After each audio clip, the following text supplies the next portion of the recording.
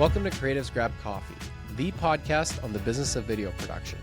Creatives Grab Coffee is hosted by Dario, Nouri, and Kyrill Lazarov from LAPSE Productions. Our goal is to share knowledge and experiences from video production professionals around the world. Whether you're a freelancer looking to start your own business or a seasoned business owner aiming to scale your company, this is the show for you. Join us as we develop a community of like-minded creatives looking to learn and help each other grow. Welcome to the business of video production. Welcome to Creatives Grab Coffee. Before we get started with the show, let's go over today's sponsors. Do you have a shoot in Toronto? Do you need crew or a strong production partner to help you with your project? LAPSE Productions is one of the top production companies in Toronto and your go-to video partner. With our strong creative skills and extensive network, we can help you achieve your goal. LAPSE Productions is able to offer you production services, white label services, or finder fees for project handoffs. Reach out to us on our website at lapseproductions.com to learn more. My name is Miran. Welcome to Canada Film Equipment. We are a boutique rental house based in Toronto. We are here to help you guys out with all production sizes. Feel free to contact us to get a quote if you are a production house and you're looking for lighting, camera packages, or lighting and grid fan packages. You can see our contact information in the link below. We are more than happy to help you guys out. Make sure you follow and subscribe to creativesgrabcoffee.com. Thank you.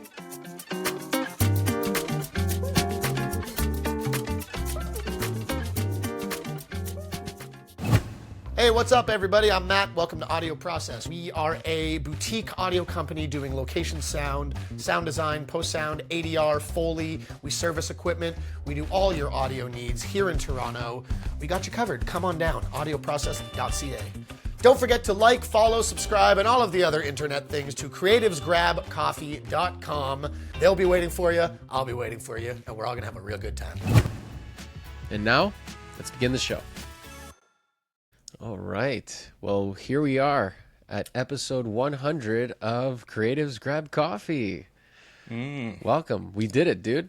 I was going to ask who's going to do the intro for this episode. We should have done it at the same time. Well, I was assuming you were going to. I'm like, let's just both go at it at this point. Man, Episode can you 100, believe it? I can't believe it. No, I can't. It feels like it's gone by pretty quick. I still can't believe the pandemic was like 5 years ago. Yeah, Blowing my mind. it feels like it was almost yesterday that we were starting this podcast, essentially just to kind of keep us a little sane, as we've mentioned a few times on this In a podcast. hot office room, two overweight guys sweating their balls off because there's no AC at Kyrill's condo. Very sedentary. Well, I mean, it was also 3 lights that were blasting in that tiny room. Yeah, but they're with- LEDs. They technically don't give off heat. Technically, but I don't know. It was still one of those things. But yeah, what a crazy time that was. But yeah, it's been quite a ride to this point. Like, we're right now in the middle of 2025. So it took us 5 years, but that doesn't mean that it took us from doing it on a weekly basis. You know, we basically took the first Months off at a year. time.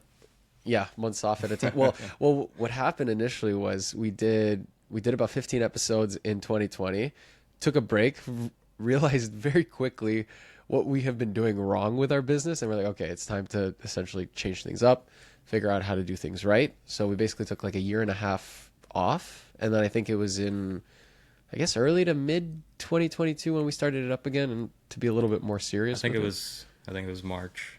Yeah, March 2022 we took it up again, and then excuse me, we did I think a consistent like 20 to 25 episodes every year since then. Yeah, so like 20 in 2022. Then I think we did only like 10 or 15 in 23. 2024 we did about another. It's been like, I think it's been consistent like 20 to 25 episodes ever Yeah, since. this year is where we did a bit more. This year we got a little bit more consistent. I think we're right now at what, 30 maybe even already at 25. No. I think it's the same amount this year. My goal for this year was to challenge myself to do an episode a week.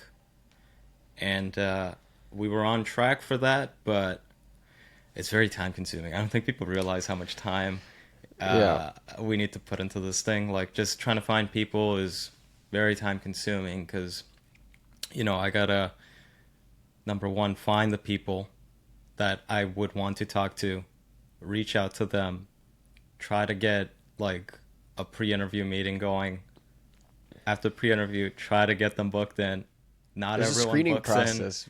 Not Yeah, everyone books in the recording date, and then there's follow-ups, and there's duds that happen as well. Pretty late into the process too. You guys would all be surprised. Like there's duds that happen like after we've had like sometimes like 2 pre-interviews and everything. But we were on track to actually do weekly, and then we just got too busy with work. So yeah. I'm leaving it to once every other week currently, and right now we have enough episodes stocked up to last us Yep. till like September. So I think going forward it'll just be every other week we'll do an episode release. It just makes it a lot easier for me to like post these and whatnot. But we'll be posting a lot of the reels like at least 3 times a week, so you guys can always like catch up on everything there. Yeah, it's a good kind of balance with everything, and then gives people like time to, like see the one episode, because sometimes by the time you might see the first or one episode, the next one's already coming out. So at this point, just trying to get like the best like value for our time with it, and especially now with what we've started over the last year, or I guess 6 months, like starting a second business, our time is going to be even more divvied up at this point. So it's going to be a lot harder to focus on this along with like basically the 2 main businesses that are going to be bringing in money. Because as people know, this podcast, we're not doing it for This one brings money in money necessarily. Doesn't it indirectly brings It's in money. indirect. Yeah, it's not the one that directly brings it in, but because it's indirect, it doesn't need to be done like every single week. We can go at our own pace, set our own schedule in terms of what works. But essentially, like the main thing is like just getting to talk to different people in different markets has been very interesting, and seeing a lot of the different topics and trends that people like to talk about every year is always interesting. And this year we've had a few topics that like kind of started becoming more and more consistent, right? Like Dario, what was like one of the topics that you felt was maybe not surprising, but like, it was like, oh, it's interesting that everyone's talking about this? I'm not gonna say niching because I'm tired of talking about that topic. I'm gonna say something that maybe that hasn't been coming up on the show just because it's a private matter, but partnerships is the topic that I've tried to bring in sometimes on the show because I keep hearing about it off record, but some people aren't comfortable talking about it. I was surprised to see how many people were in partnerships that then went south. So with them, like during the pre-interviews, like I would like try to pick their brain and see like how that went wrong and everything and whatnot. And the theme I kept hearing about was that they didn't have like some type of agreement in place, and some of them were surprising. It was like people that have been together for like long time, many years. So after hearing about all that, I told Kyrill, and I was like, I think we should probably get some type of partnership agreement in place. I was telling this guy this for a while, and he's like, yeah, we'll get to that eventually. But then all of a sudden it took talking to other people's failures to be like, oh yeah, maybe Kirill's right. Maybe we should start actually doing this. Surprising, like so many stories, and Because they're not having the difficult conversations. That's the problem. Like a lot of partners that get into business together don't necessarily always have the difficult conversations first, and that's where those frictions tend to happen, right? I guess. I mean, we went through it. Also, just a note for people listening that are in the same spot we were in. If you're incorporated, it's not a partnership agreement. It's called a unanimous shareholder agreement, USA. USA. If you're not incorporated, then it's partnership agreement. Not located. And it's actually USA.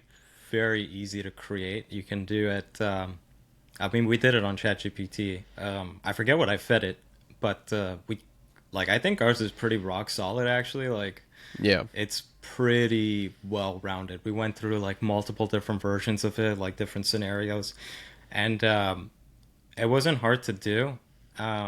Because I think Kyrill and I also learned I guess that's another topic, is we also learned how much these businesses go for. Again, this is off record conversations that unfortunately to our listeners you aren't privy to, but it was surprising how low these companies, like our companies, go for. And I guess that's all to do with I mean, Kyrill, you can get into the reasons why.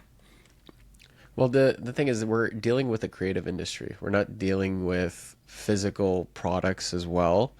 And in terms of like the kind of assets that you might have in a business like this, it's not all that much. And well, no, assets can be a lot. The thing I want you to get can be, but the assets can be a lot. It's the recurring revenue I wanted you to dive into. Yeah, that's the main thing, that it's really difficult to quantify, because everyone like in a lot of businesses, the way that things get quantified is by contracts that are like for like years, 2 years, 3 year kind of agreements. Those are easy to quantify because then you can actually forecast and see what money's coming in. But in our industry, it's not an industry where you know where your money's coming from. And even like production companies we were talking to on the show, they would even like share with us like, oh yeah, you know, like we've been around for 15 years, but I don't know exactly how much money we're going to make 2-3 months out. And 20, 25 years, like they don't know 6 months out. They don't know what could happen. Because they don't know they don't know 2. They don't know even 2 months out. That's the crazy thing. It's like, it's because we're per project business. That's the biggest issue. Very few of us have like longer term contracts, but even then it's not like year-long contract, or like very few of us have like those year-long ones, right?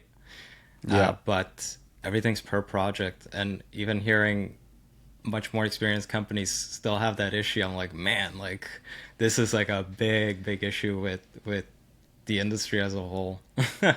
Yeah. But what are you gonna do? That's the business we're in, right? That's the business we're in. And I think the very first the first example of that was like we had like a client that we had worked with from like many years back, like I think since we started like 2014, early 2015.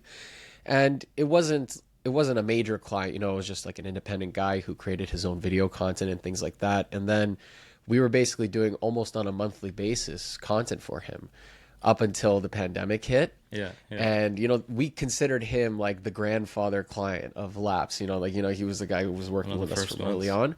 Yeah. And then all of a sudden in 2020, it was just kind of like I think he basically figured out how to do his own content, which is understandable. And as soon as the pandemic hit, everyone got bootstrapped down and kind of figured out how they can do things themselves, which is perfectly fine. But the thing that killed us was that it was just like complete like cut off of contact almost, to the point where you know what though, like what you know what though, like do you keep up with your dentist? No, fair enough. Okay, that's I get that. No, I know, but it's just like we weren't expecting it, right? Because of how we saw that relationship. But then basically from that, it made us realize, okay, anything can happen with a client at this point. Doesn't matter if we've been working with them for 2-3 years on a consistent basis. They can just disappear all of a sudden because their goals have changed, their marketing goals have changed, their budgets have changed. That's the biggest thing. You know, like, especially if people move on, because sometimes you build a relationship with a marketing director at a company, you work with them consistently, and then they leave, move on somewhere else. That company, with the new person that comes in, they bring in their own vendors. You know, this is an industry where you can't really forecast everything. There's no consistency, and again, I guess we are kind of like consistency. We are kind of like dentists. Like a dentist is not expecting you to come in with a broken tooth twice a year, right? It can't project that kind of income. Same thing with us. So I guess it's just one of those things we got to deal with. But again, that affects the value of the business, right? So it's recurring revenue is a big factor. Assets is another one. But again, like, and not really, that actually helps out a lot. I guess it was just the recurring revenue, the client list, all that stuff really affects the value of the business. But yeah, so I guess how do we start this? So yeah, it was value of the business, right? So a lot of our businesses aren't worth a lot. So figuring out like the split and everything was just some technicals. How did we get into this? We were talking about partnerships.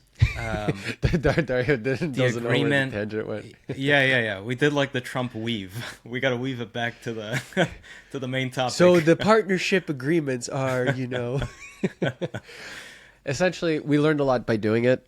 We were able to like go over different scenarios and situations, like what happens if something happens to one of the founders, what happens to the company, what happens to the business. The main thing was just the payout amount, right? Like we were just trying to figure out, okay, so if this is the value and your share is 50%, how do we go about paying that without handicapping the business? That was like the biggest obstacle. The biggest thing we were trying to figure out, right? Yeah. Which is, when you think about it, it's like pretty much like the main thing. Everything else is pretty straightforward. And, like the one funny thing though for us is that it took us how many years to actually 11. get one of these together?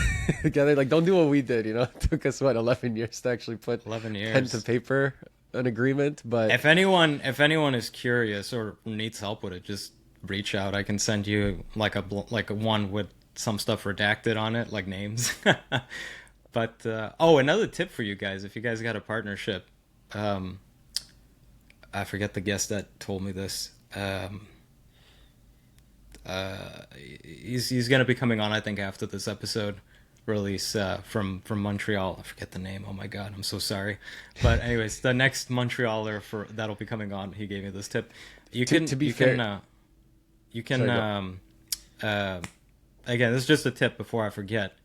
If you got two partners doing this agreement, set up life insurance for you guys, because if something ever happens, knock on wood, then you can use the payout amount to do the estate payout, whatever. So that's actually a pretty good tip. That's actually what took us the longest time to like nail down in the agreement, was like, okay, so when we get the life insurance payout money, like how is that distributed? That actually took us the most amount of time to figure out. Yeah, it was just kind of because you're basically going through all these like different scenarios of what could happen, but it's like, and just going over those things, like Dario and I are very like straightforward with each other when it comes to how we communicate, so we don't have these issues. But this is probably where a lot of these challenges probably happen to a lot of other people who go into partnerships, right?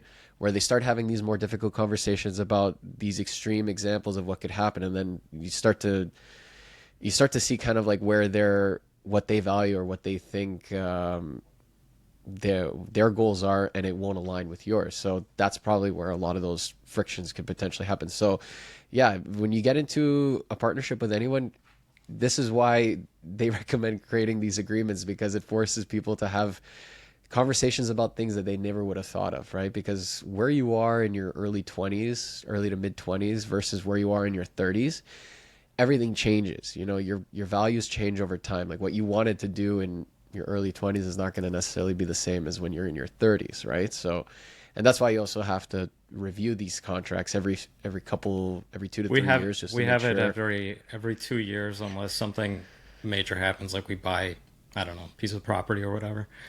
We should tell them that so when we're figuring that life insurance stuff out, Kyrill said the funniest thing ever. He was like, we're going through so we got a pretty decent policy, and we're going through the different scenarios, and he said the funniest thing. He's like but wait, so the incentive with this life insurance policy is for one of us to go. And I was like, yes, Kyrill. It made it, but the way it was worded, it was just like you just said that. I'm like, you really just say like the incentive is for one of us to go. I'm like, now you know why some people kill other people to get the life insurance policy. I know. So we had to fix that up a little bit, where it's like, okay. No, it was fine. You're just like, you're like, but wait, the incentive is for what? Like he said it so like serious, like he was really like he discovered it for the first time. Well, basically, yeah, like because it was just like a funny realization. It's like this is a lot of benefit for this. But the incentive is for one of us to go. I'm like, yeah, it's called an insurance policy. It's crazy, but anyway, like the whole point of it is that if the point of the whole thing is essentially this: if you're going into any kind of partnership for any kind of business, not just a creative business, get an agreement so you can have those difficult conversations with people first, because as you will hear on other episodes, people who have gone into partnerships, it didn't last for whatever reason. Obviously, because there were reasons that couldn't be shared on the podcast. Because that's the thing, you know, it's such a personal kind of thing to talk about, right? We And heard a bunch of different reasons, off the there record. was off the. I mean, I'm not mentioning names, but we heard some normal reasons, some and then some out there reasons, which is surprising. I didn't expect that. But anyways, I can't share those with you. To finish off the life insurance thing, I would say if you're gonna do it, get like a long-term policy. Like if you're expecting your business to, like if you're expecting to be in business till you're like we're in our 30s, we're probably, and we live in Canada, so we'll probably have to work till we're in our 60s. So we got the 30-year term because we locked in a lower rate, and then also a lot of people don't think about this, but I thought about it. Inflation is gonna kill the amount you'll get at the end of it. So if you go with like whatever amount you go with, if you factor in like 2% conservative inflation amount, it'll turn into half by the end of the 30-year term. So just something to keep in mind. I think a lot of people don't think about that. They think about the amount as its value today. But like if you think about it, like if you think about, for example, 250 in 30 years, that's like 120. If you think about 500, it's 250 at the end of the 30 years. So just something to keep in mind. And that's how we learned how insurance companies actually make their money. Yeah, like they I mean, number one, like we got it for the business as the holder. So I guess they're also assuming that a lot of corporations don't stay in business that long. So they're factoring the fact that, okay, these guys are getting 30 year, but that business is probably going to stay in business another 10 years or something, right? So I think that's the other thing they take into consideration. But little do they know that we could run this with just one or two of us, so we'll probably be working for a while. Yeah. But anyway, so that's one of the biggest topics, which was partnerships. And one of the other big topics that we've heard a lot of people kind of be somewhat concerned about is the topic of AI. And I feel like we've talked about it quite a bit on a lot of our episodes, but it is a recurring thing that, you know, concerns people in our industry in terms of like what jobs is it going to replace, what jobs is it going to diminish, but how is it also going to be helpful, right? And one thing I always talk about with people is that I see AI as a very efficient tool that you could use to help you in a lot of different aspects of the business.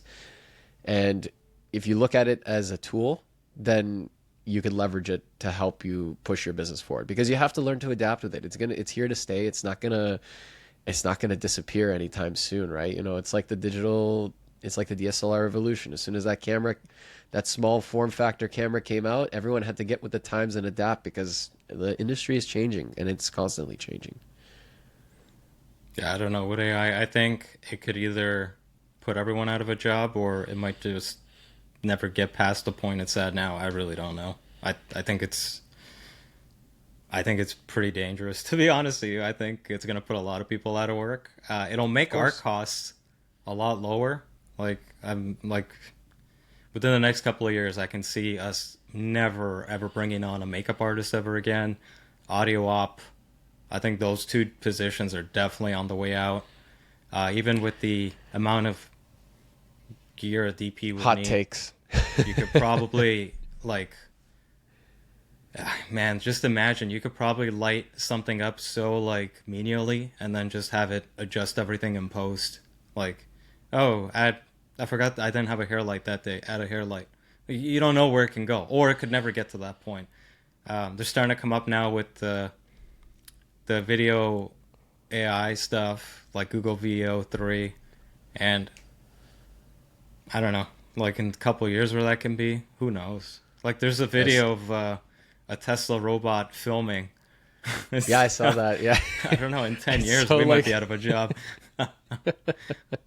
But if we go out of a job, like everyone else is like, I don't know, man. But here's the thing, it's gonna be Dario, rough. you keep talking about the things that are gonna be coming in as basically the different tools that can be used. There's still always gonna need to be some kind of creative vision and creative direction for all these projects. You know, it's like getting it's like getting different video tools that have made things efficient for us, like back in the day, right? Like, remember we used to use glide cams and steady cams for everything, and then the gimbals came in, that changed everything. Yeah, but I don't know, man. It's it could go either way. It could go to the point where we just keep using it as a tool, use it as a tool plus lower our costs, or like, do they really need to reach out to us type of thing? It could get to that point. I saw a video where who knows? They were using this it's this new software where you can just use like a POV camera, like a GoPro on your head, just capturing like what you're seeing. Yeah. And then as you move around the environment, so the video I was saying was like in a workplace kitchen. So it's a chef with a GoPro, and as he's moving and stuff, working around the kitchen, it was creating like a map, like a map of the whole space. And you could, they were creating videos from that. So I don't know where it can go. It could get to the point where like our jobs are obsolete. But then again, a lot of other jobs will be obsolete too at that point. I don't know. You don't know where it could go. Should we have not gotten the 30-year plan then? I guess not. But it could go either way. It could get to the point where it just never gets to be that smart. That's also a possibility. Like I saw getting the limitations. Some article was talking about like the newer versions of ChatGPT 3, like it's not actually becoming smarter, it's just using patterns more so. So I don't know. I think it's gonna be a way bigger deal than like, transition from film to digital or from TV to web and social. I think it's gonna be a way bigger thing, and I don't know if anyone will be properly prepared for it. I wonder what it's going to be the state of like content at that point when it does get to that, where it's just like all the content you see is just constantly AI made. It's like, what are people even going to be watching at that point, right? It's almost like, I don't know. It's the same thing now. Like, what do we watch now? Everything you watch is either like reposted content or AI generated at this point. Yeah. Essentially, it's all up in the air, We'll see what happens. Got to keep a close eye on it, but essentially the point is, and the one tip that we can suggest is, try to adapt with it in whatever way you can. Start leveraging it, even starting small, getting used to the idea. And like, I think most people, at least the people we've talked to, like, I think everyone we've talked to is using it in some capacity. I mean, you'd be really behind not using it right now. If you still haven't like booted up ChatGPT and like used it a little bit, like, I don't know what you're doing. Like, you must be doing really well to not give a shit, basically. Yeah. I think again, it's like, if it could even help save you a few hours a week, it's very much worth it to incorporate it in your workflow, because honestly, your time is so valuable now, right? And especially if you want to try to fit more work in, to keep expanding, like, you got to leverage whatever tools you have at your disposal to save you time. And that's the main thing. But anyways, we go into these into more depth with some of our guests in past, and I'm assuming also some future episodes that'll definitely come up again. But I think those are like two of the really main ones. Niche was the other one. Like, so many people kept talking about niching this year. But the thing with niching is that the thing that we've learned is that it's powerful. It's powerful to niche down, but what's also powerful is being flexible as well. Not limiting yourself to one type of content all the time. No, I think it's just a case by case thing. Like, for some people, that's what I'm saying. Like, for some it works, but also being flexible is also a good thing. It's like you have to figure out what works for you. For some people, niching down really makes sense. For others, it really doesn't. So that's the one big thing we've learned with this show, is that what works for one company doesn't work for another, no matter what topic we're talking about, right? Like, everyone's situation is so drastically different because there's a lot of intangibles that you can't really quantify, it's location, where you are, your experience, your network, like, all these things are factors that you can't replicate in another company, right? And like, even with companies that we've seen in Toronto, like, not just in video, but also in photo, where similar markets, similar types of content that they do, or similar types of clients, they still have very different kind of things that work for them. It's not easy to replicate it exactly the same. So, you know, like that's what the whole point of the show is essentially. Here are all these different case studies and examples of different companies and how they're operating. What works for them may work for you, may not. You have to test it out, and that's the main thing. Keep testing things out and try things out until you figure out what works. Yeah. I think that's it really for In main terms of topics topics, that yeah. I noticed so far this year. Yeah, a lot of people, a lot of niche. Or I don't even know if it's niches or niches. I don't know what the Everyone says it differently, right? is. Like when I heard niche, I was like, niche? Dude, there was I posted a reel with I think it was the Foxhole Media one. Yeah. Someone like corrected Dave in the comments. Oh, it's not pronounced niche. It's pronounced. I'm like, what the fuck? He Like, got upset. I think I That's deleted so the funny. comment. I was like, what the hell is wrong with these people? I would have left that up just for comedy. Oh my god, man! Like, Dave, you got a hater out there. Someone was purposely like waiting to comment under your reel. It's like, that's not how you pronounce it. Yeah. I mean, one other thing that some people have talked about is like, you know, if you have time, explore like different kind of passion projects that you want to do. You know, it really varies though. That Like, is the some midlife crisis of the video producer, from what I've noticed. It's after 20 years, they start to say like, "Oh yeah, I'm starting to make original content," and it's always a documentary. Because they're fun projects to do. Like, but that's there's a reason though, Dario, because it's like those are fun types of projects to do. You're telling real stories with real people rather than just creating something that is meant to sell something, right? I think that's just the idea of like trying something I different, think it's right? because And it's easier than getting actors. That's probably the actual reason. I wouldn't say so, man. Like I I would say honestly so. like to find a good documentary story to actually to tell could be a lot more difficult than actually putting together a narrative and hiring talent. If that's true, how come like these streaming websites are loaded up with documentaries? I said good ones. I didn't say terrible ones. I said to do a good documentary. Jesus. Anyone can create that. Everyone that's been in this business for over 20 years always says, "Oh yeah, I'm trying to focus more on like documentaries and bop bop bop bop bop."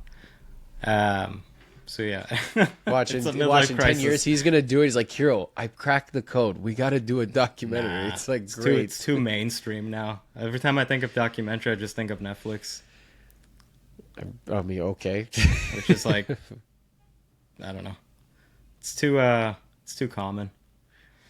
But yeah, passion projects. We haven't had too many people mention it this year. It was mentioned a lot last We had year. a few. We had a few talk about We it. had like 2 or 3 people mention that they want to start it. I haven't seen anyone actually like do it though, or finish it. It's always on the back burner because again, once you have a lot of client work, that stuff always takes precedence. So unless you set aside time for it, it's not gonna happen. And it's But too big. anyways, Everyone's always trying to make it way too big. Like if you really want to do it, Gotta I'm start of the small. opinion like just create something small. Like put it on social. Like if you're gonna do like a 90-minute documentary, you'll never get that thing done.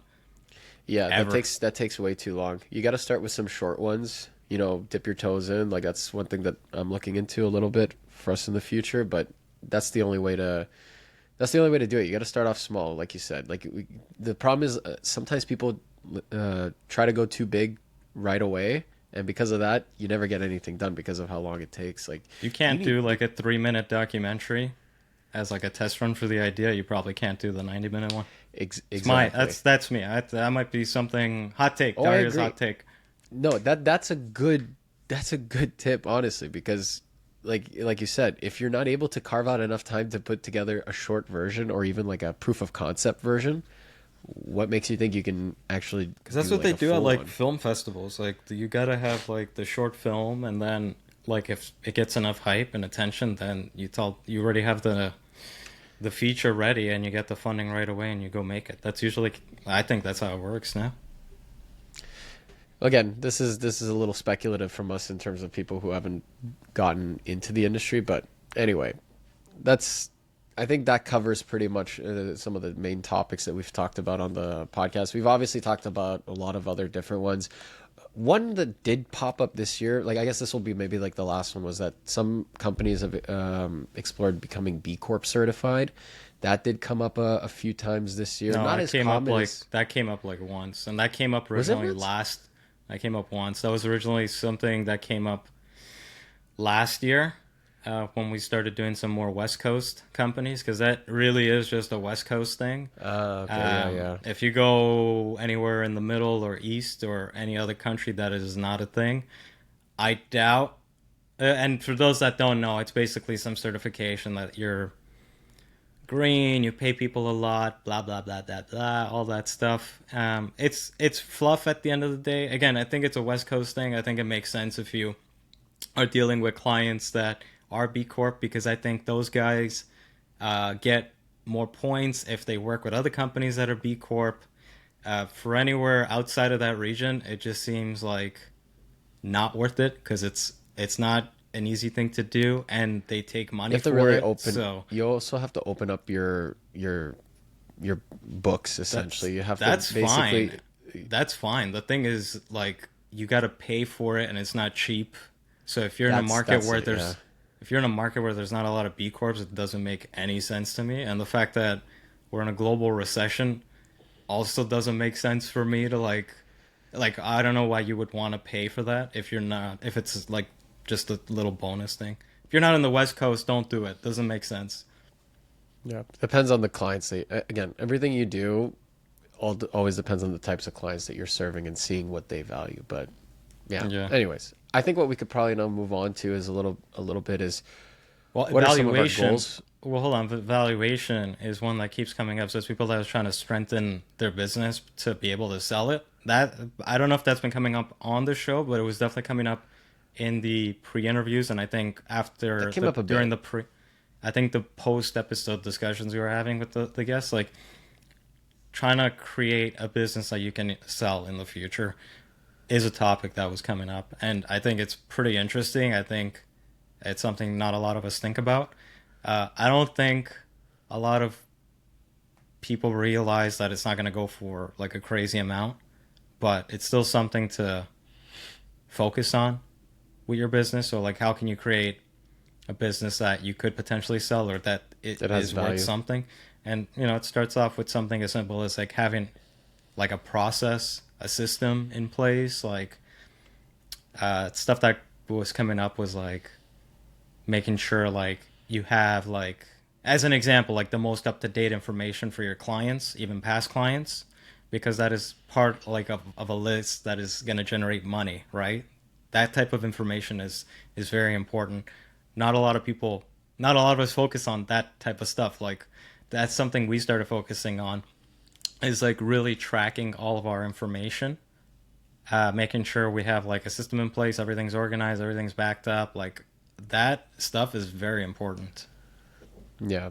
You always have to figure out ways to make your business efficient on the back end. But the thing is, like, with some of the things you were talking about, your processes and your portfolios and all that kind of stuff, this is all stuff that is still difficult to quantify over time, right? And then it'll become like a subjective kind of value that you would put on it, and that makes it difficult to sell, which kind of goes back to what we were talking about with when you're putting the partnership or the shareholder agreement together.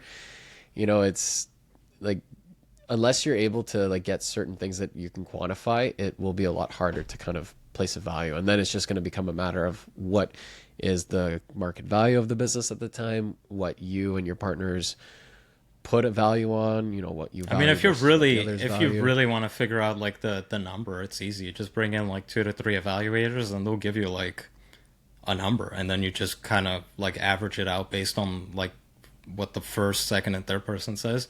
You could easily figure out the number then. I just got to pay for it. That's the only thing. But yeah, like, just preparing your business to sell, I think, is a good mindset to have. I don't think they're worth as much as someone might think they're worth, but it's still good to at least have that system in place. That, I think, is really important. If not to sell, it's at the very least to make your business run smoothly and efficiently. That's the main thing, right? Yeah. I think if you want to be a business owner, you do need to look at it that way and think of it like that. Otherwise, like, you're just a freelancer at that point. Like, that's the truth. Yeah.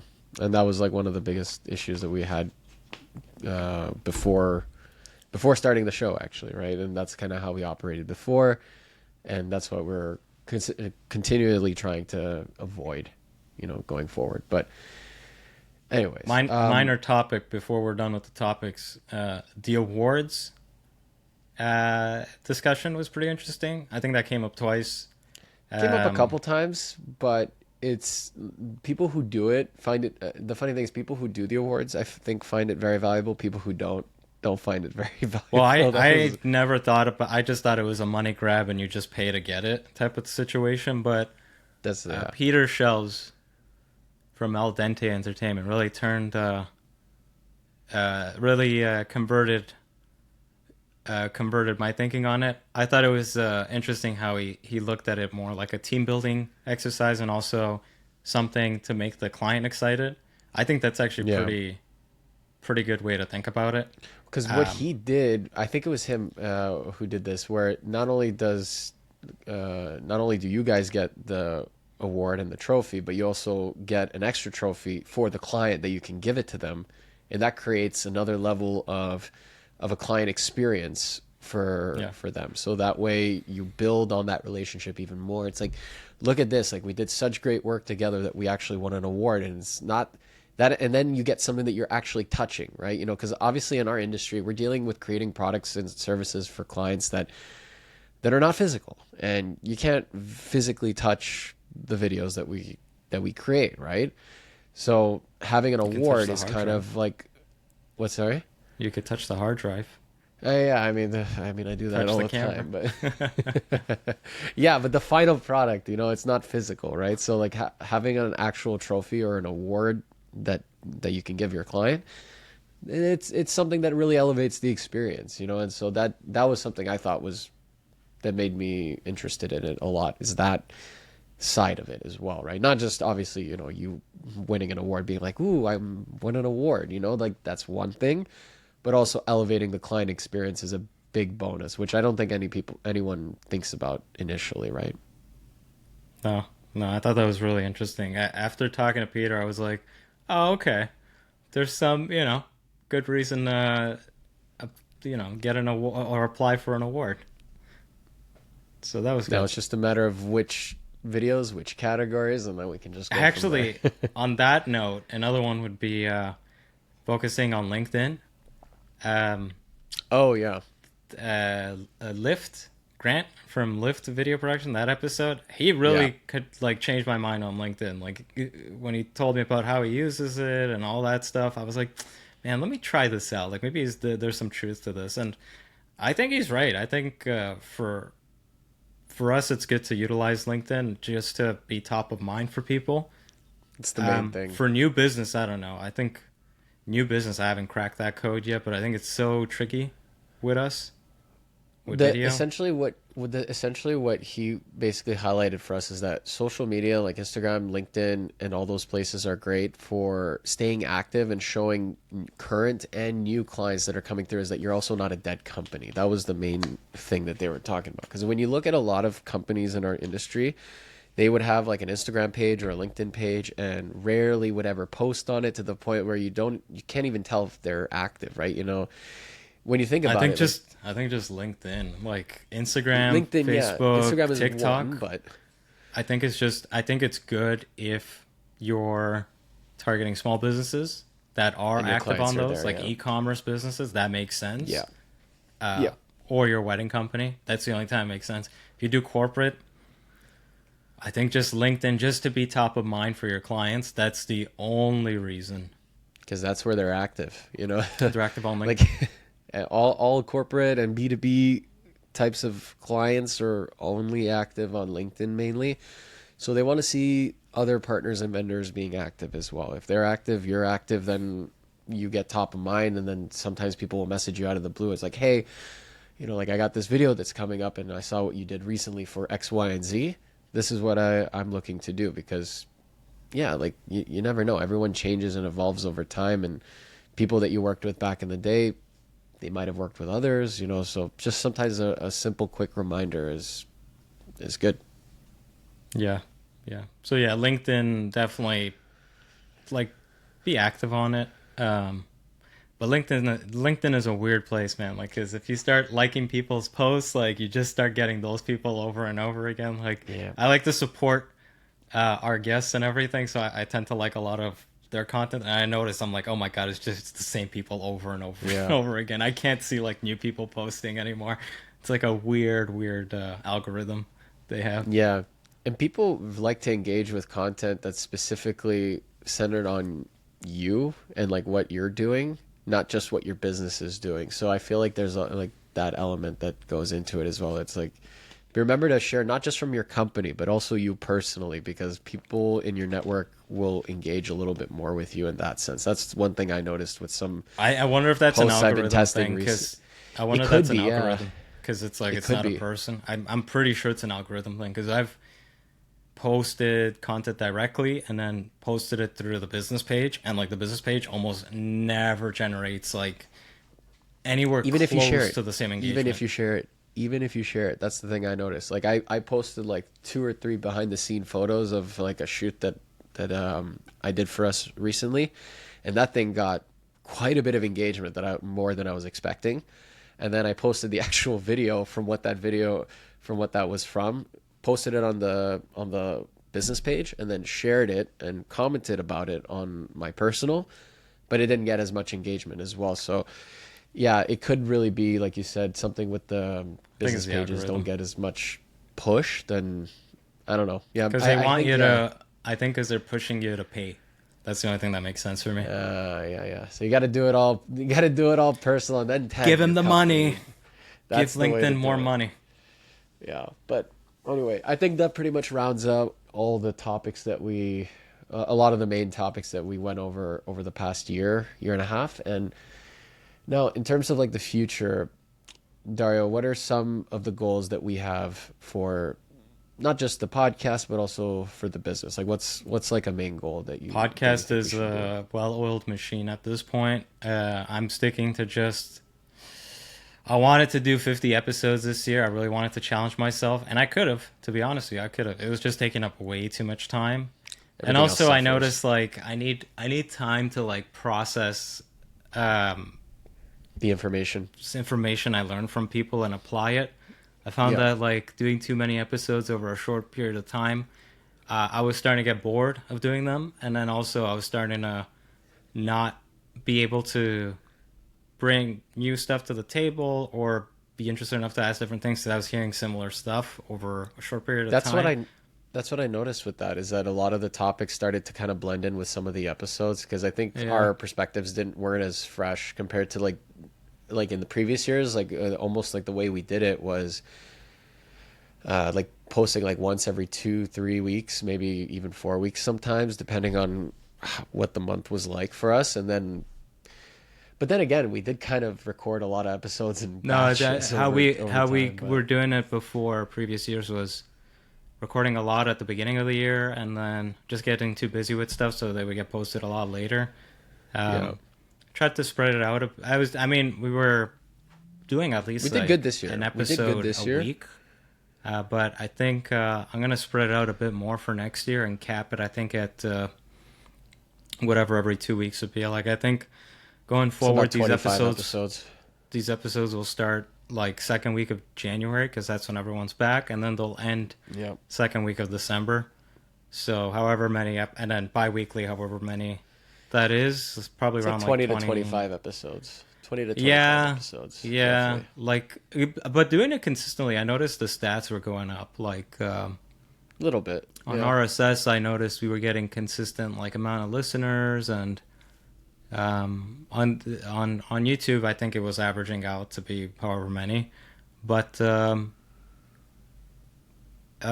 it's I'm glad I pushed for it, because now we can see how it would be like, because the previous years it was kind of like on the back burner, like if we get to it, we get to it type of thing.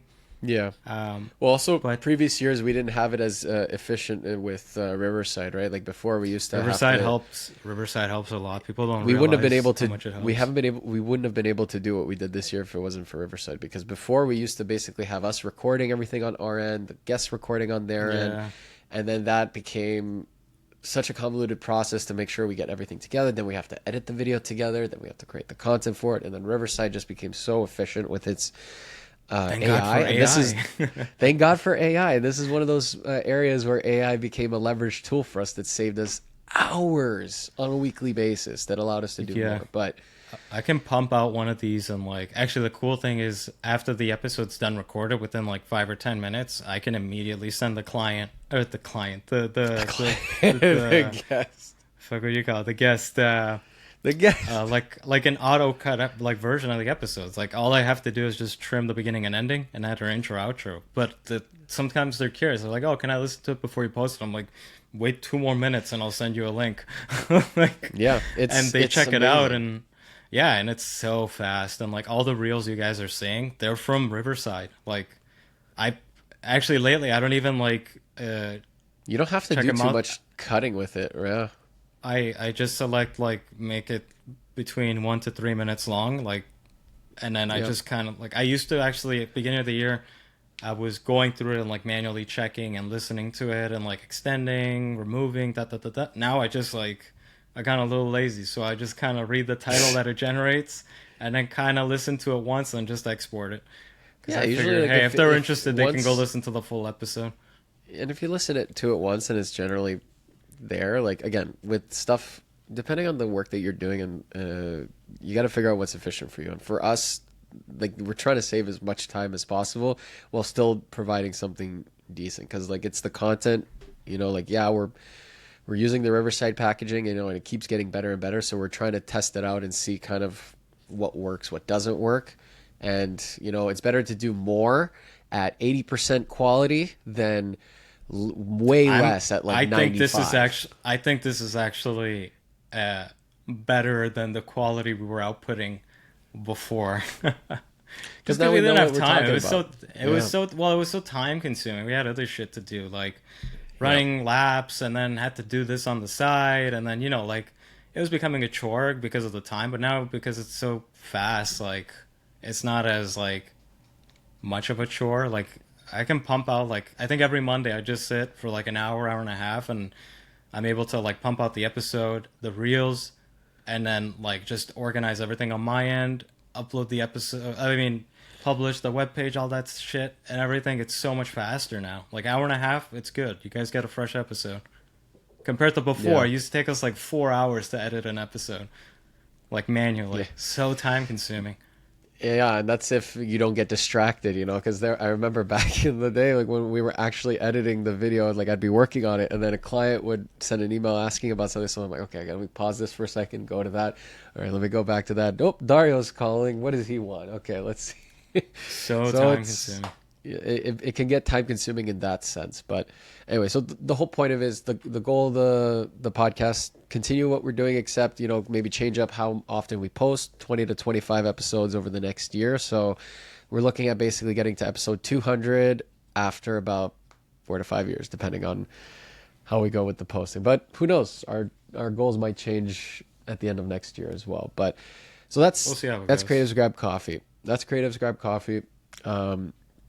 On the LAPSE side of things, because of the show, we've learned that we want to start obviously focusing on more marketing and focusing more on LinkedIn, because it's definitely something that's going to be more interesting to, definitely going to be something that could be leveraged for us in the future to stay top of mind with clients, because one of the biggest challenges is also trying to maintain current relationships. You're not working with all of your clients every single week on a weekly basis, right?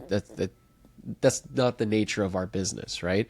So there are some clients that you work with once a year, twice a year, depending on what events or marketing plans or strategies they're trying to execute. So, in other parts of the year, try to figure out ways to engage them in other ways, right? And focusing on LinkedIn is one thing that we want to do. Dario, what is another goal of ours for this coming year?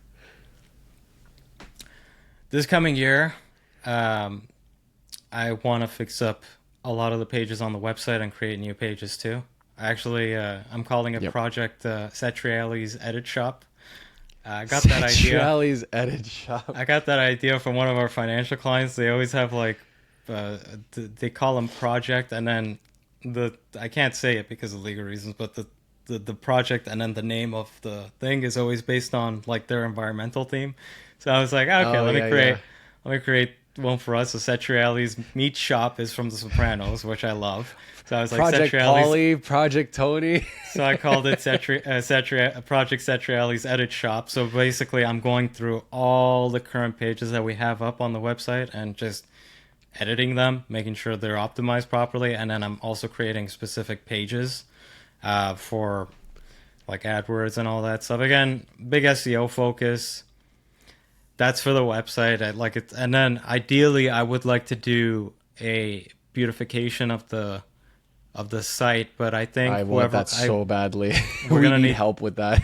We need help, and we're gonna need to hire someone to do it. And I'm gonna test them out first with the podcast website, and then I'm gonna monitor it and see if it doesn't fuck up anything. And if it doesn't, then I'll get them to do the LAPSE one as well. Maybe we could do that with the wedding one. That might actually be wedding is Squarespace. So for those that don't know. We started our own wedding company last year. Again, we like to do stuff in reverse because that is the LAPSE approach. So, instead of being videographer first and then starting a company, we decided to start the company first and then also do videography. And then, as is tradition, we decided to do the same thing with the wedding company, which was like everyone always wants to get out of the weddings. I think it's just great side income. So I'm kind of cool with it. And then last year, one of the guys I was freelancing for, big company in Toronto, they is a wedding videography company. They were going to close it down. So I was actually offering him to take it over. And I'm like, wait, I might need help because it's a big company. So I asked Kyrill, I'm like, are you interested in taking over that company? And Kyrill was like, yeah, let's do it. So I was like, okay. Approached the guy. He's not interested. Still wanted to close it. I'm like, no problem. And then our photography partner... Actually, no. Help. Like, no. Like, what happened was, at first I was like, well, the people that are working there that are now going to be out of a job, I was like, why don't we do something with them? And then I was like, it's going to be too many people. It's going to be a fucking disaster. It got too complicated. Like Dario and I were going over all the scenarios of like, is there something here for us to kind of like take over? And then I just suggested, you know what, dude, I think we need to just start our own thing from scratch. Just do our own thing. It's just going to be easier. You and I know each other. We know how this business works. Like Dario and I together have been like shooting weddings on the side for like 11 years. I wanted to do this the year before, but you weren't interested. I don't know what changed your mind last year. Well, no, last year is when we decided to do it. I know, but I was 2023. I wanted to start a new business in 2023, but you weren't interested in starting a wedding company. And then that guy was closing, and then I think goals change, and then also like potential opportunities kind of, also like when there's shifts in the market, that's kind of like when you can kind of Kyrill bought a truck. That's what happened. He bought a truck. No, the truck came later. The truck came like 6 months after we opened the business. So that wasn't a factor. He bought a flannel shirt and a truck, and he suddenly needed the extra money. No, but the thing I learned was my biggest shift was essentially figuring out how to free up weekends a little bit more, because obviously, like, if you were to fill up a week, if you were to fill up your weekends in a year, like say 20, 30 weddings, there's 20, 30 days of your weekends basically gone at that point, right? Whereas if you did the equivalent, like your own company with your own clients, maybe like one or two or maybe half of those days will get freed up in terms of the equivalent amount of work that you would do if it was your own client, right? Because maybe obviously there's going to be more work on the front end and on the back end, but on the actual physical shooting days, that does shift a little bit. So that's kind of like what we're trying to figure out for the future as well, right? And then I wish I could also send this video ourselves back to Kyrill in 2023 when he's like, oh yeah, I want to stop doing weddings soon. And then 2 years later...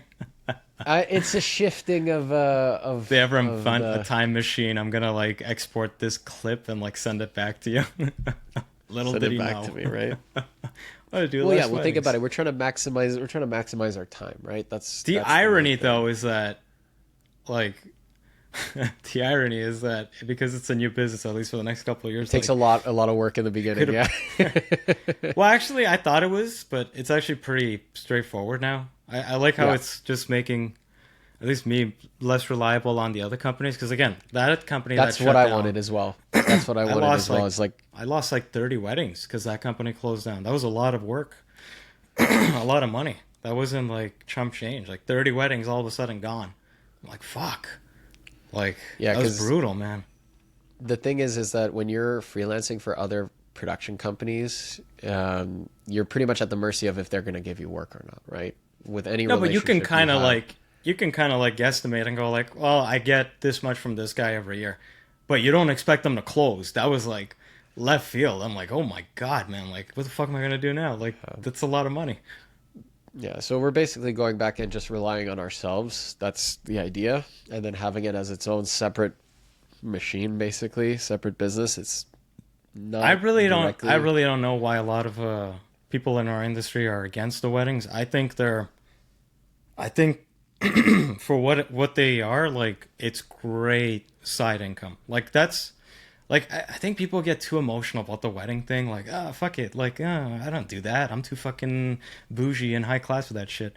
Like bro, it's just money at the end of the day. It's just a side income. Like it's a side business. That's how I view it. Like we're good at it. I'm passionate about it. But at the same time, like I'm just viewing the company Silverleaf as just a side like a side business that we're doing in addition. Yeah. It's a side business. Like I don't know why people get so emotional about it. Like it's just people a don't business. know how to learn with it. People also don't know how to learn with it because sometimes focusing on different kinds of industries, different tactics and strategies there can help you figure out what might work and not work in other businesses, right? Like focusing on actually like putting content together for weddings and you know having another creative element that you can work on rather than just selling products all the time, you know, can really change your perspective.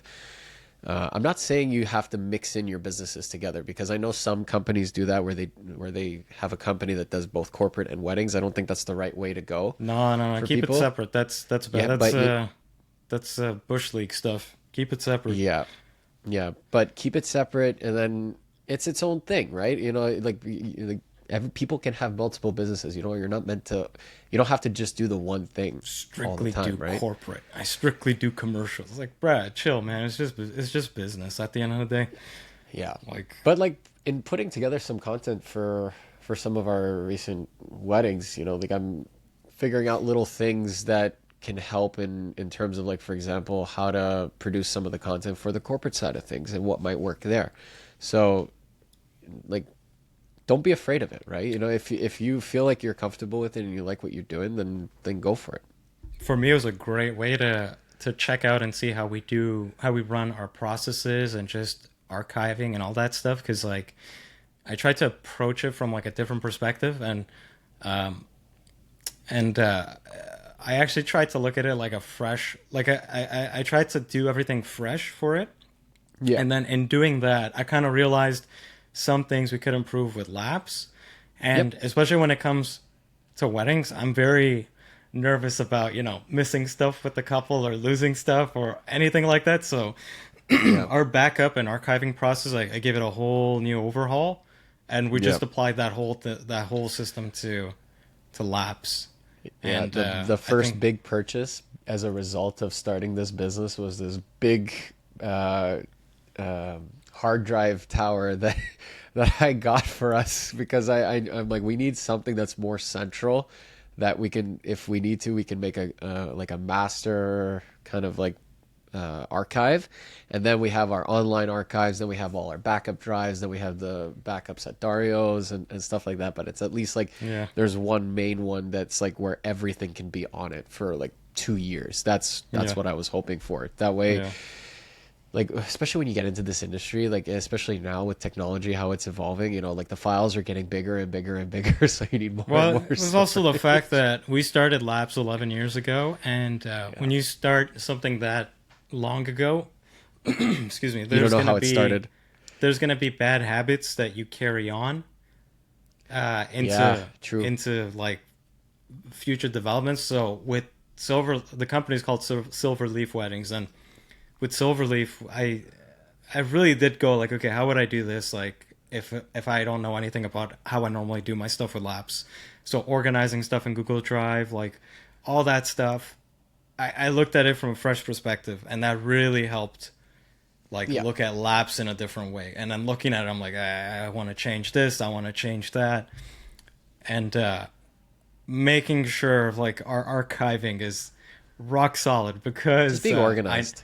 Being organized so and like getting your shit together and everything. And also because there's now 3 things that we have running, so Lapse, CGC, Silverleaf, I had to be really good with time management and like make sure everything's like running well so it doesn't interfere with the other. That's also another reason why like CGC is only going to be every other week. And like, I was trying to actually, with the reels, I was trying to post them every day, and then I was like, fuck it, just 3 a week, that's all you guys are getting. It's not doable. And like, especially when you're running multiple businesses, there, as Dario mentioned, you need to have like a certain amount of focus for each one on a weekly basis. And look, it's not like you're going to be able to give yourself 40 hours a week for every business that you have coming through. Nah, right? man, like people don't realize like, like CGC, I did so much work for this like at night. Like my girlfriend's looking at me, I'm like, give me like another 30 minutes, which turns into an hour we've and a had half. those. That's how it is with the late night editing. I know what that's like. So much of that. Like, she's a trooper for putting up with that. And Silverleaf too. Like, that was a lot of working in the evenings, just trying to get everything off the ground, like networking with planners and other photographers and everything. That took a lot of work. But now it's at the point where, like, at least on my end, I don't have to put in a lot of work on that. Everything's kind of like set. There's just some stuff here and there.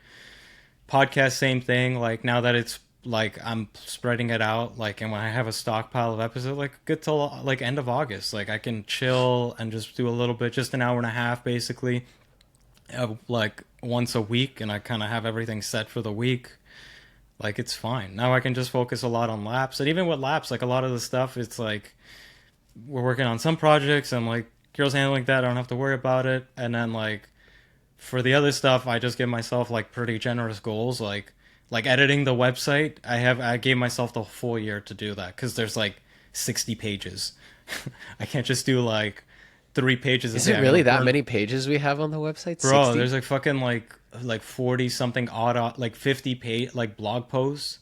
No, 40 right. blog I forgot about the blog. Yeah, sorry, I forgot about. I gotta fix. And then there's like 20 pages that are a mix between like you know, foundational pages and like sub pages, and I gotta like rework all of them, and that's gonna take a while. So like if you give yourself like a generous like timeline as well, like you can get it done. But that's like one thing. And then posting realistic on LinkedIn timelines is so time consuming too. You gotta set time aside for it. But like, again, like, it's not, at the end of the day, it's not that much work really.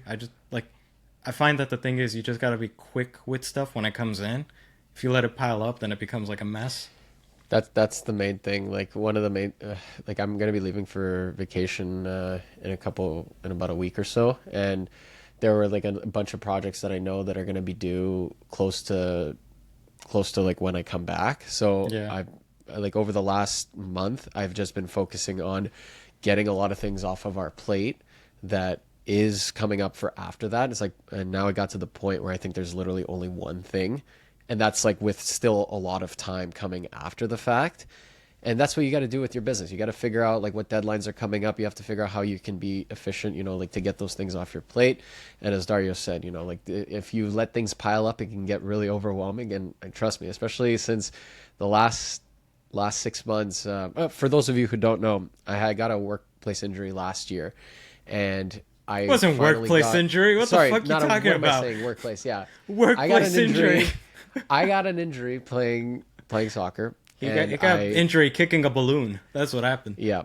Anyways, point is, I had surgery back in November, so I couldn't shoot for months. And as a result, I started focusing only on the post-production side of things and editing. And what I learned very quickly was how to make things a lot more efficient. I got a lot faster with editing, to the point where it's like, okay, now the system has gotten a lot better with this sense. So like, that's, I guess, one thing that you also have to learn running your business, is how you can pivot and adapt and then leverage that for the future. But to the point. Workplace injury. You're killing me. Bro. Yeah, I know. Sorry. How did you come up with that? I don't know why I said workplace. It was not a workplace injury. Oh my god, man. Yeah, If Dario an kicked insurance my knee company in. ever like listens to this, like he's talking out of his ass right now. Workplace Dario injury. kicked me. Dario kicked my knee. Yeah, he dropped a That's why. sandbag on his knee and tore his ACL. Yeah, right. But anyway, the whole point is like now you got to figure out how to like be efficient with your business, be organized, and then like for us, continue creating the content that we're doing, slowly grow the businesses, like, and see kind of where it goes. So. Yeah. But yeah, they're all well-oiled machines at this point. Like all three. To the point where I'm like, only get better. I'm just like, what can I do now? I feel like I'm getting bored a little bit. I'm trying to think of a new business idea to start because He's already these things are all well, podcast is running fine. Like it's easy to do, doesn't take up a lot of time. Silverleaf is pretty much fine right now. And now Well, wait till we Lapse start is getting a lot fine. more clients. That's when things will keep us busy. Well, Don't worry.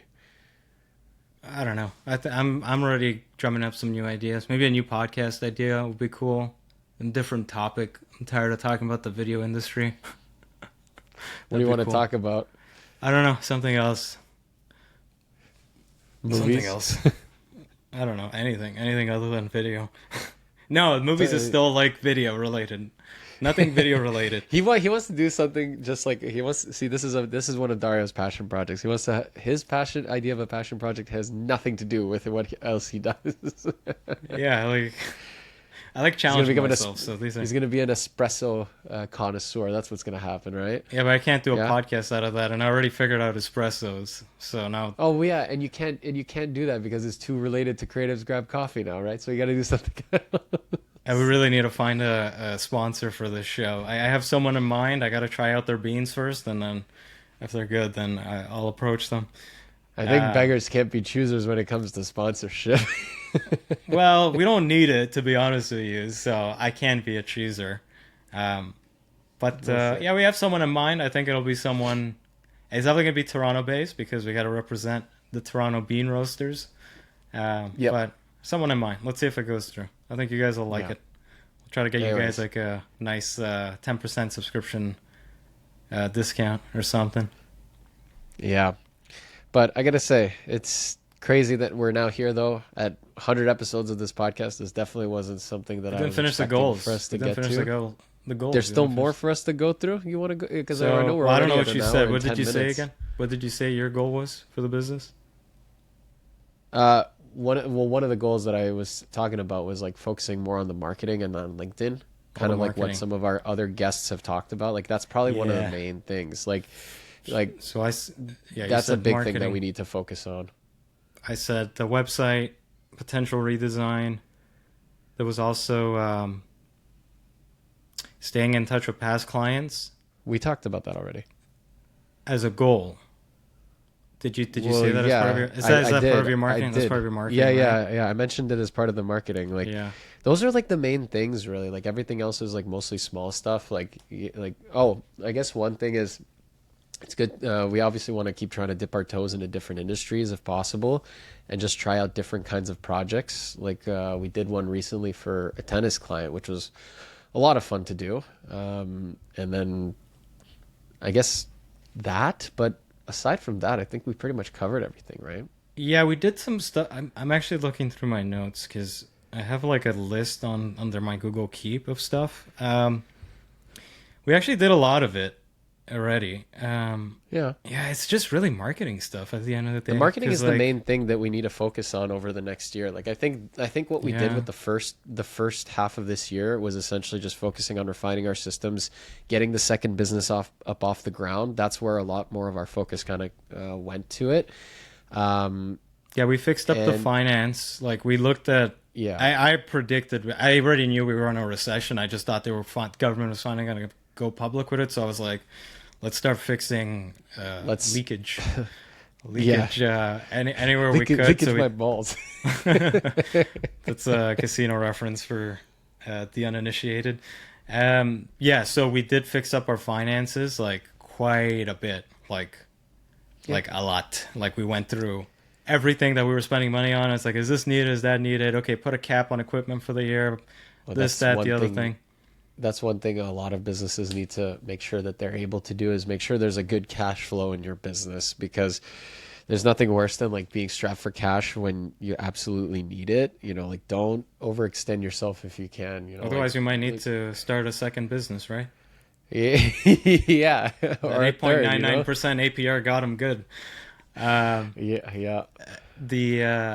We did the partnership, which is a goal. We did the life insurance, which is another goal. We did quite honestly, when you think about it, the first We 6 cleaned months, up. We cleaned up quite a our bit. Google Drive, which was like, I was looking at it, I'm like, this thing is disgusting. We gotta clean this up. Yesterday, I finally finished it. I'm like, we went from like 12 main folders to like Yeah. 6. Kyrill was like, what did you do? That You comes- deleted this, deleted that. I'm like, you haven't opened that document in 3 years.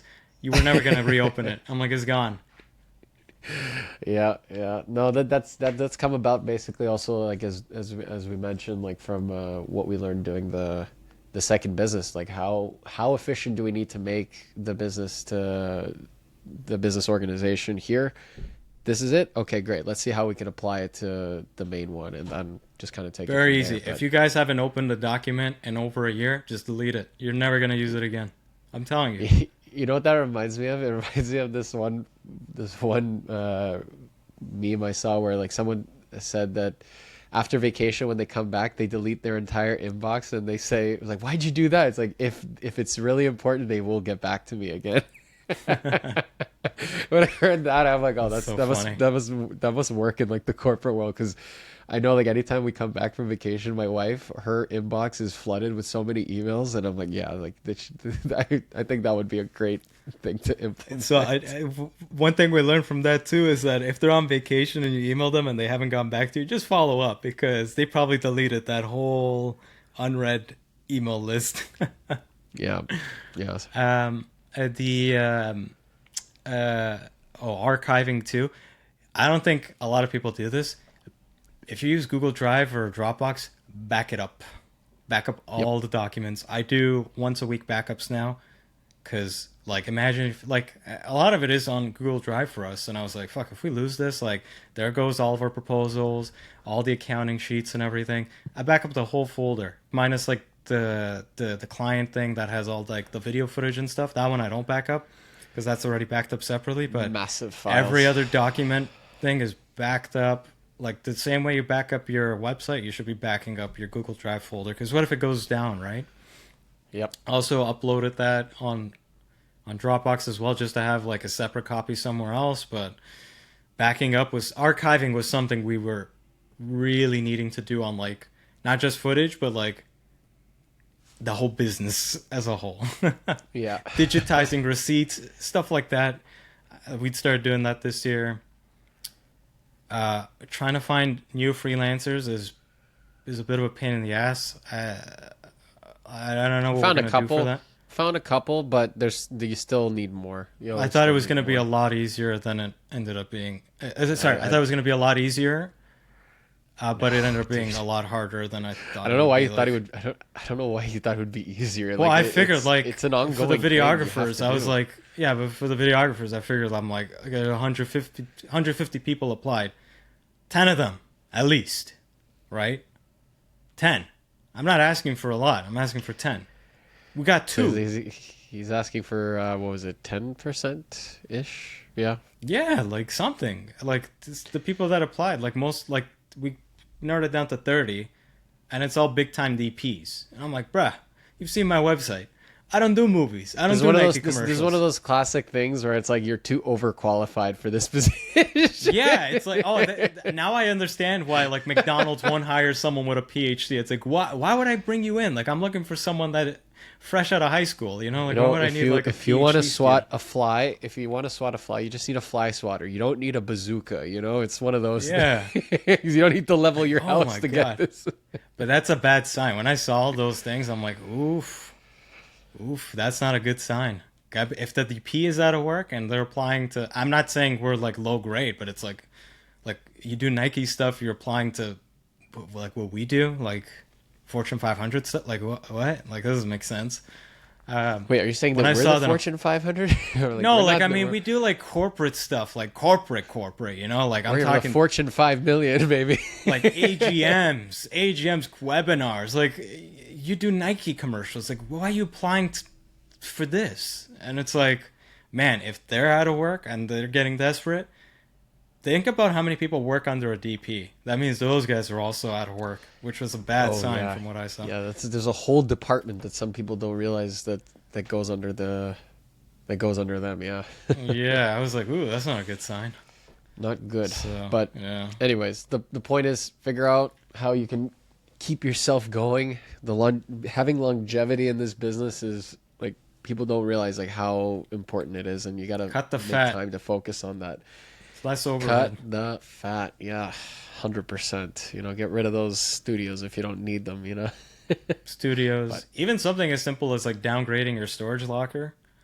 Like Oh my we God, we that save was $100 a amazing. month because of that. We went from like 300 to No, we went from like 100 each. 350 because that's what it was getting to, and Oh, they raised. We, Oh yeah, they. yeah, did. they were gonna raise it on us. So we went for because like if you have like a 10 by 10 foot locker, see if you can cut that down in half. Like one of the genius things we did was like we had a 10 by 10, and then we got a 5 by 5 each that's closer to us. It's like perfect. This is maximizing everything while cutting our cost by 40%. That's essentially what we were able to Yeah, do. we went from. Yeah, you're right. Holy, oh wow, I thought it was just $100 difference. No, It was because also it was more. getting to like 330, I think, with the cost, and they wanted to raise it a bit more.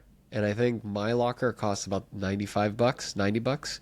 Mine and I was think yours is 89 a- or something. Yeah. Yeah, so look, 180, so that's like about $150 being saved right there. Oh man, like I was so happy when we did that switch. I was like, because number Same. one, like we lived in different parts of the city, so it was like.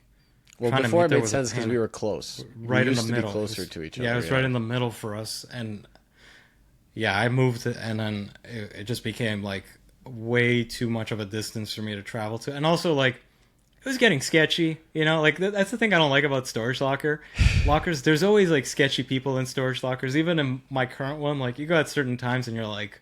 Oh, yeah, when I who- went to yours. Who comes here? whatever- Like, no, bro, any storage locker. I've been through like Mine four has been storage okay. lockers. So, knock on Trust wood, me, mine has been go great at so go far. at different times, man. Like you'll see characters there where you're like, ugh, sure. I'm sharing it with them. Like, it's so sketchy. Like, 'Cause it long term, I attracts would love to everything. just not have a storage locker because like I just don't like who shows up at times. Yep. But yeah, like definitely do what we did. Switch. Yeah, like that's like a creative way. Like even if we were like a one-man operation, that's actually a pretty clever way to save costs. Like have 2 5x5s if you have like a 10 by 10, especially like in our situation, like our 10 by 10. Or a 5 by 10. The reason we went to 2 5x5s is because we were really just using 5 by 10 of the space. Like it was just well, what we did, there was a couple things. One, we were actually using about half the actual space that Yeah. we had there. The middle was just like a place where we could walk in so you could see everything, right? and, like we're just storing garbage. got Like, I think we went yeah. through like item inventory too. We're like we did spring cleaning basically. We're like Yeah, we yeah. don't need because I remember one time I went there and it was like after having to go there against my will, I was looking at it and I was like, we don't need half of this shit. Like half of this stuff is like garbage or Or like stuff we don't that we use haven't it touched anymore. in years. Yeah. Yeah. And so, So I was yeah, like, we sold a lot of stuff. Let's sold get a lot of rid things of that it, we man. don't need. Yeah. And it's been great. Yeah, that, and then, you know, we made some money from the stuff we sold as well. That was nice. 'Cause just gathering dust. Yeah. So, anyway, whatever you do in your business, figure out how to trim the fat, be nimble, stay organized, plan for the future. That is our podcast. It's a good podcast. Yeah, 100 episodes though. This is great. Like I mentioned before, I didn't expect that we would be creating this to get to this point, but I mean, we're technically already over 100. You have low hopes, over Kyrill. You 100 got to be episodes. optimistic. Look, when we started this back in 2020, I just wanted us to get some work to come through the front door. Like, I was not thinking, yeah, this is gonna be the thing that we'll get it to 100 episodes, and then we'll see where it goes. Like that wasn't if my first thoughts. if anyone's thinking of starting their own, because I talk to people at times and they're like, oh yeah, I'm thinking of starting my own. Like, do it for the fun of it, but it is very time consuming. Like, yeah, it is gonna, like, if you want to, like, I'm not saying like there were a couple times where we're gonna drop this one. Just because we were just getting busy, and like I was looking at it, I'm like, man, we're not really putting in the effort for it, but like it's fun. It is very time consuming. Don't do it to make money. Don't do it to make money. Then I think that's what a lot of people make the mistake of doing. They do these. We made money indirectly, like surprisingly, yes, like. Yeah, don't do it for the money because you won't. Yeah. Like we happen to make money out of this because of the connections we made. That's it. Yeah. But like we weren't. I never expect to make. Like every time we get a project out of this, I'm like, oh, I didn't expect it. But yeah, it's nice that we have it. It's just bonus stuff. Yeah. Like it's kind of paid for itself in a way, considering the amount of time we put into the show. Yeah. But it's been really fun. And I got to say, the lessons that we've learned invaluable. were worth way more than how much it cost to make the show, because it helped us grow from a small company to pretty decent sized company. And we're like a player on the field officially, which is rare. It's hard to break into that. So it really helped. I think the only reason we're really continuing it is just because might learn something that might make us more money. That's really it. There's that. Yeah, it's all a learning game, and you know, it's fun, and it's a good way to connect with other people in the industry and just like see what works for other people, because it's like. Yeah, like there are ideas that are brought up and experiences that are just so interesting to hear, and you know, it's good to do something where you could be curious about. I think that's the thing. If you want to do a podcast, find something that you're genuinely curious about, because if you're not curious about it, then that podcast is destined to die, because then you're not going to dive in further and further. Like, figure out who you want to learn from, figure out what you want to learn about, and I mean, I think that's a bit of everything. Even starting as a business. Well, this thing technically is a business if you look at it that way. Yeah, but it won't be easy to sell because, you know, again, it's the attention. Well, the difference is that it's all following, right? When you have a show, everyone wants it's about a following. They want to sell it. I can't. I'm cool with just closing it in the future, to be honest. All three businesses, just close it. It's meant for you and me, man. Like, it's meant for us to create good work together, you know, collaborate and, you know, have fun essentially, right? And provide mainly for the future, for future families, you know, because right now our two families are 2 and 2. Who knows where it will get to, right? And hopefully like these 2 to 3 businesses technically will help provide for us for many, many years to come. That's the goal. Cool. All right, let's end it off there. Yeah. Thanks everyone for listening. Thanks for staying with us for 100 episodes, and here's to another. Those of you that did stay, and those of you that didn't, too bad. It's sayonara. See you in the next podcast. Thanks. Take care. Thanks for listening to this episode of Creatives Grab Coffee. Please make sure to follow and engage with us on Instagram, TikTok, LinkedIn, YouTube, and your favorite podcast app. Creatives Grab Coffee is created by LAPSE Productions, a video production company based in Toronto, Canada. Creatives Grab Coffee is also sponsored by... My name is Miran. Welcome to Canada Film Equipment. We are a boutique rental house based in Toronto. We are here to help you guys out with all production sizes. Feel free to contact us to get a quote if you are a production house and you're looking for lighting, camera packages, or lighting and group van packages. You can see our contact information in the link below. We are more than happy to help you guys out. Make sure you follow and subscribe to creativesgrabcoffee.com. Thank you.